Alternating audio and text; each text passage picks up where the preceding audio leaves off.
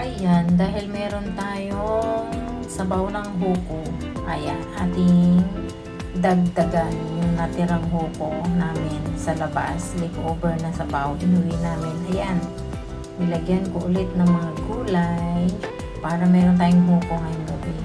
Tapos, meron niyang tawag dito, sotanghon. Ayan, may repolyo, may pechay, may mushroom, merong tofu, merong crab stick, merong, ayan, hindi nga kita lahat, pero merong gabi, merong kalabasa, ayan, merong, diba, mushroom, yung king mushroom, crab stick, ayan, o diba, yan yung ating pagkain ngayong gabi, ang ating dinner ni Wailaw, o diba, sarap, simplihan lang, kasi mag-isa lang po kakain niya.